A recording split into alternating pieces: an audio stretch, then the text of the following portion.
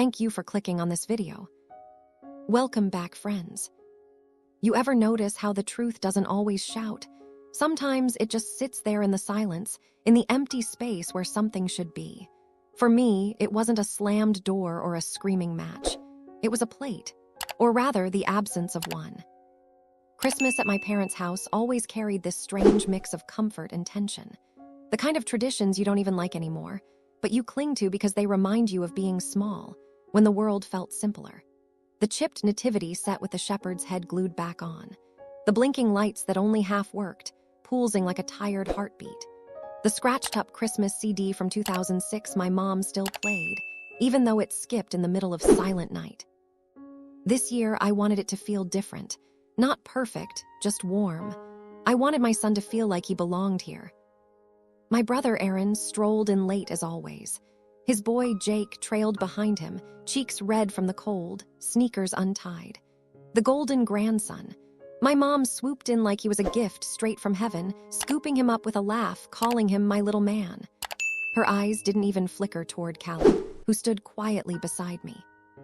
Caleb clutched the little Lego set he'd picked out for Grandpa. He'd saved his allowance for weeks, counting coins on the living room floor, whispering, "Do you think he'll like it?" His face held that nervous, hopeful glow kids get when they want to give something that matters. He looked up at me, his wide eyes searching, and I told him, "It's perfect, buddy. He'll love it." When dinner was finally served, Jake had a plate before he even sat down, piled high with extra helpings waiting on the side.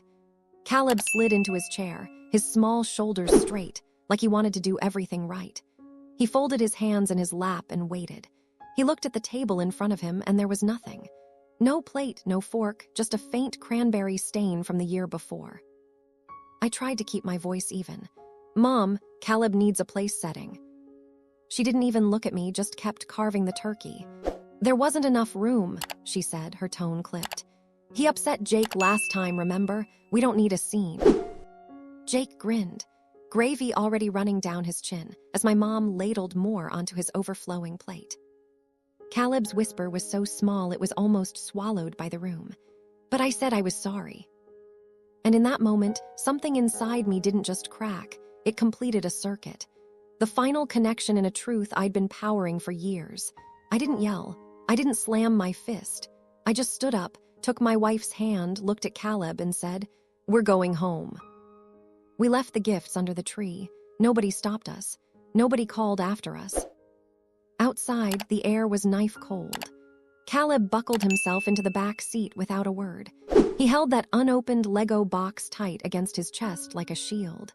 His face was too still for a boy his age.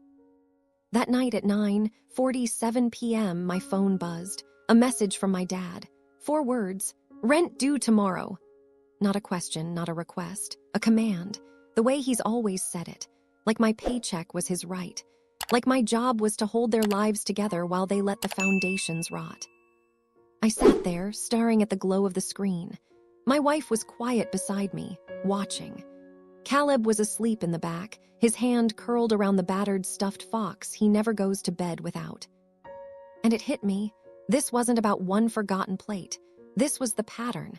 This was the story of my life. I was the dependable one, the quiet one, the fixer. The one they leaned on for money, for favors, for stability. The one who showed up. But when it came to my son, the only person in this world who looks at me like I hung the moon, he didn't even get a place at the table. I thought about the day we signed his adoption papers. The way the courtroom echoed when the judge's gavel came down. Caleb's little fingers wrapped around mine so tight my knuckles ached. He'd whispered, "Am I yours now?" I bent down, my forehead pressed to his, and told him, "Forever." I meant it so hard it hurt. The next morning, I didn't send the money. I didn't text back. Instead, I opened the family group chat. I posted a photo I'd taken, the table, 8 plates, and 1 blank spot. Then, a 10-second video of Jake eating seconds while Caleb sat empty-handed. Beneath it, I wrote, "You didn't set a place for my son. That's all anyone needs to know." The chat exploded. A torrent of excuses, guilt trips. My mom sent crying face emojis as if that could wash anything away. Aaron tried to spin it, saying Caleb was too sensitive. My dad's message was simple: "Send the rent." For once, I didn't explain myself. I didn't beg them to see it from my side. I just typed one word. No. No to being their safety net. No to funding their chaos. No to teaching my boy that silence is the price of belonging. A few days later, my dad showed up at my door, wearing his good coat, the one he saves for church and funerals. His face was set in that man-to-man look he uses when he wants something.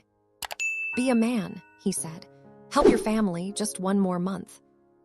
I looked him in the eye, the weight of my past quest for his approval finally lifting from my shoulders. "I am a man," I said, "but I'm Caleb's father first." He left without another word, and for once the silence didn't feel heavy. It felt like peace. That night in our tiny kitchen, Caleb stood on a chair beside me, stirring a mug of cocoa. Marshmallows swirled into white circles as he giggled, proud of himself. We curled up later on the couch, the TV casting a blue glow, cartoons bouncing across the screen. His head rested on my shoulder. "Dad," he said softly, "did I do bad at Christmas?" My chest tightened.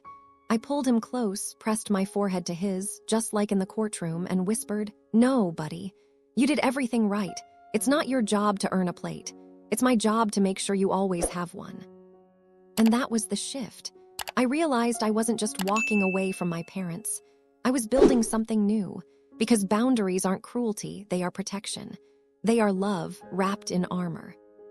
I used to think family was something you were born into, blood, obligation, a last name you never chose.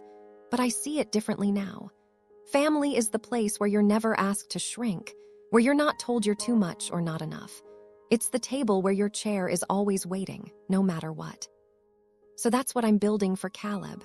A home where he never doubts he belongs, where he never wonders if there's a place for him, where love doesn't come with conditions or debt.